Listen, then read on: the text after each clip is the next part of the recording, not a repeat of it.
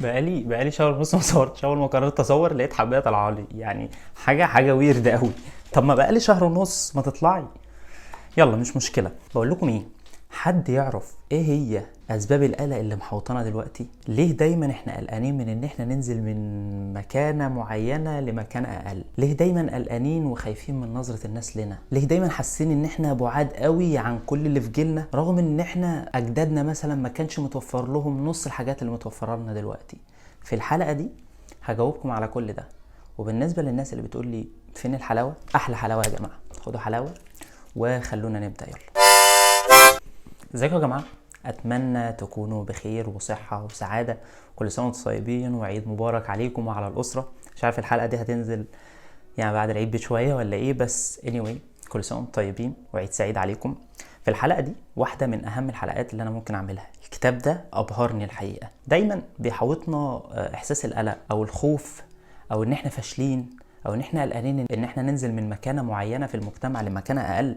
دايما خايفين من نظرة الناس لنا، حاسين ان احنا الناس كلها ناجحة واحنا بس اللي فاشلين واحنا بس اللي مش عارفين نحقق حاجة، مع ان الكلام ده مش صحيح.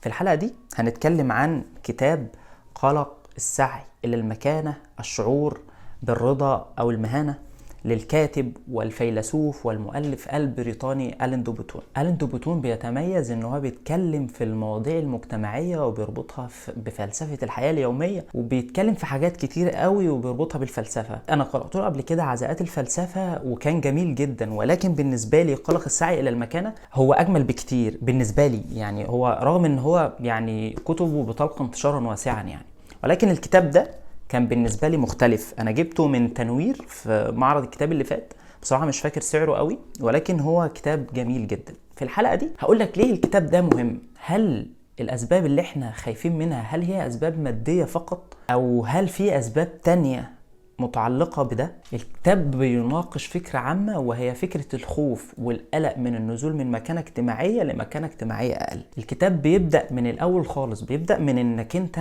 منذ الطفولة بتلقى حب غير مشروط، سواء حب من الوالد أو الوالدة أو المجتمع، حب غير مشروط. الناس بتحبك لمجرد إن أنت طفل، ولكن لما بتوصل لسن المراهقة بيبقى الحب ده مشروط بالأهداف وبالإنجازات بتاعتك وبالحاجات اللي أنت حققتها وبطموحاتك، وبنت وصلت لإيه وأنت معاك كام، وحاجات كتير قوي. حتى فكرة تقديرنا لذاتنا بتعتمد تماما على نظرة المجتمع لنا او على اللي احنا حققناه بمقاييس المجتمع. انت وصلت لفين، انت حققت ايه، انت انجزت ايه.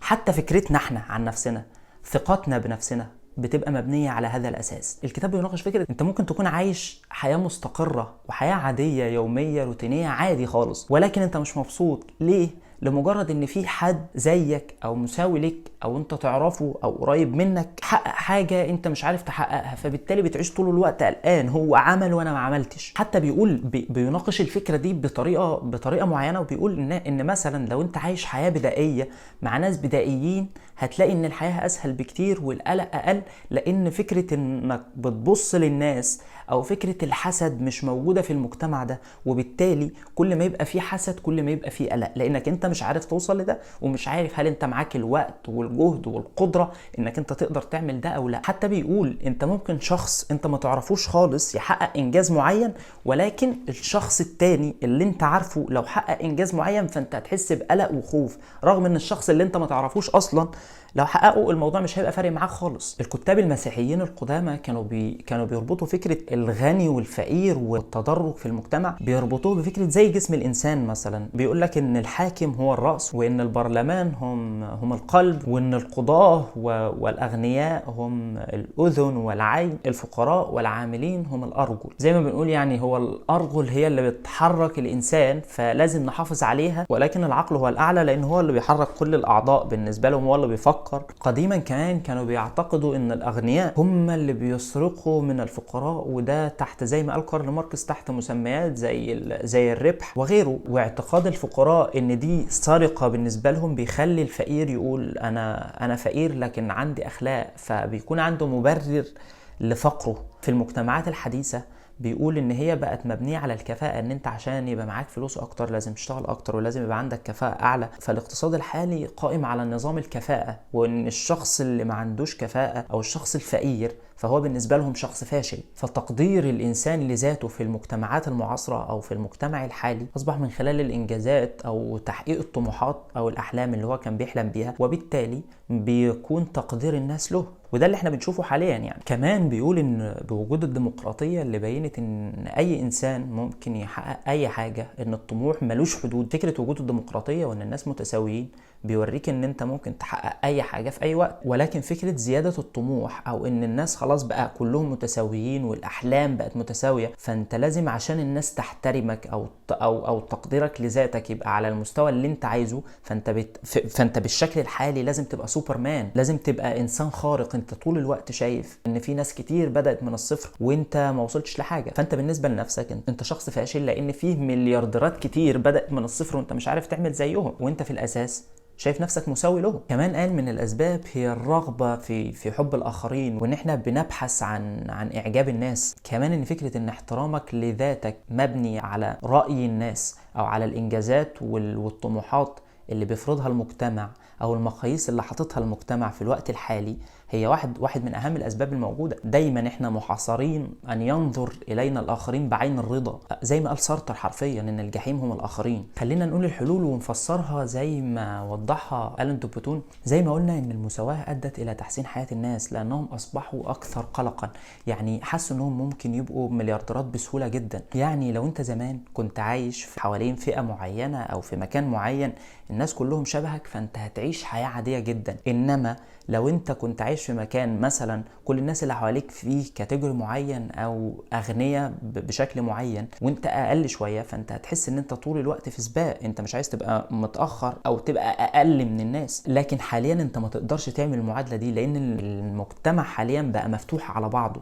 يعني مثلا انت لما بتفتح اي حاجه من وسائل السوشيال ميديا او التواصل الاجتماعي والافلام، بتشوف اللي انت مش عارف توصل له. يعني انت بتشوف الاماكن والحاجات اللي انت ما تقدرش تشتريها واللي انت مش عارف تعملها والناس الناجحه، بتشوف كل ده. انما لو ما شفتش مش هتوصل للمرحله دي من القلق، خصوصا انت شايف كم ناس كبير ناجحه. انت كل يوم شايف واحد طالع على السوشيال ميديا بيقول لك انت تقدر وعافر وكمل وكل ده، الناس دي كلها نجحت وانت لسه. الموضوع ده هو اكتر مسبب للقلق. قال ان الراحه في انك ترضى باللي انت فيه وتتخلى عن الطموحات المبالغ فيها. حاول تكون منطقي في قياس طموحاتك، هل ده صح ولا لا. واستدل بده ان ويليام جيمس استاذ علم النفس بيقول ان ثقه الشخص بتتضرر بمقارنته مع اشخاص مساوين له في المكانه الاجتماعيه. فكره النظر طول الوقت لما ينتظر الاخرون منك هو ده سبب القلق اللي موجود عندك حاليا. هو قال اكتر من حل،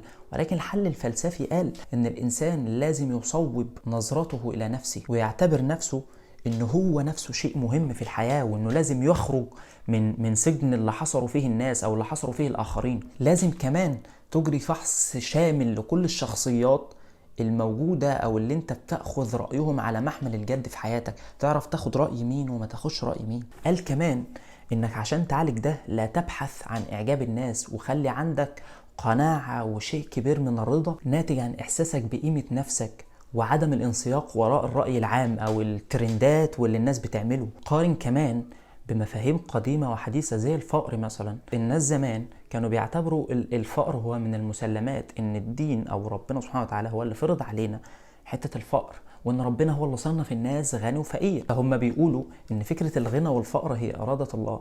ولكن حاليا الناس مفهومها اختلف، وبقوا بيفكروا ان الفقر او الغنى هو مبني على كفاءة الشخص، انك كل ما تشتغل وتطور نفسك فبالتالي انت هتبقى غني. ولكن ما خدش في الاعتبار حاجة مهمة، ان مش كل الناس الاغنياء او الناجحين بيكون مبني على الكفاءة. هو المفروض ياخد في الاعتبار ان في ناس بتستخدم اساليب غير اخلاقية عشان تنجح بيها، وده موجود في كل العصور. الاساليب الغير اخلاقية ممكن تنفع جدا في ظل بيئة عمل غير عادلة او بيئة مسمومة، ممكن تخليك شخص ناجح عادي، وده احنا بنشوفه كتير في اي كوربريت يعني موجود. قال كمان من الحلول ان الفن هو وسيلة للتعبير عن الوضع الانساني او وضع المجتمع بطريقة ذكية ولطيفة. فالفن زي ما قال هو مرآة المجتمع، ان الفن ممكن يعيد تجميل صورة الحياة اليومية، الحياة العادية اللي ما فيهاش قلق، اللي انت مش لازم دايما تحسس نفسك ان انت في سباق، ومش لازم يحسسك ان انت لازم تبقى سوبر هيرو او سوبر مان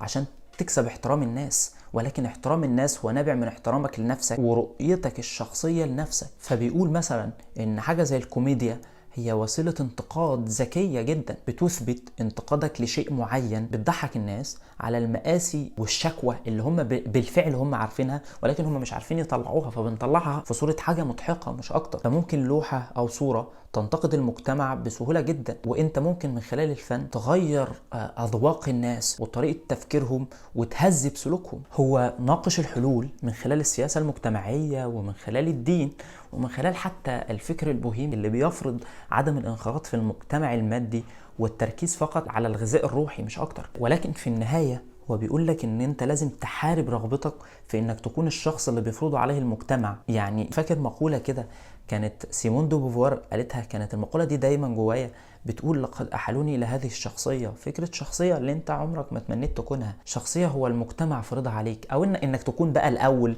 او انك تكون التاني، او انك تجيب مجموع كبير. ده مش اللي انت عايزه. يعني شوف انت عايز ايه. فكرة احترام الناس لو مبنية على هذا الاساس شيء ساذج جدا.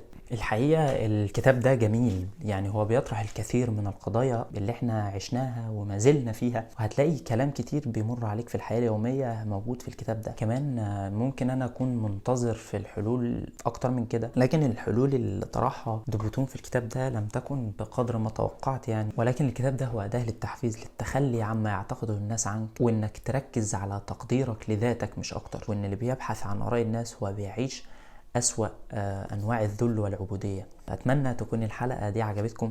متنسوش لو عجبكم الفيديو تعملوا لايك وشير وسبسكرايب، ولو قرأتوا الكتاب ده قولوا لي إيه رأيكم فيه، ولو في كتاب معين تحبوني أتكلم عنه ممكن تقولي لي تحت. منتظر رأيكم. أنا تقريبا بقرأ كل الكومنتس الموجودة، وببقى مبسوط إن أنا زي ما قلت لكم إن الشانل هي مكان بس بناقش فيه حاجة بحبها، فحابب ان احنا نتشارك فيه، خصوصا ان انا مش حواليا قراء كتير، فحب اعرف احس ان انا بالمجتمع بتاعي. اشوفكم الحلقة اللي جاية.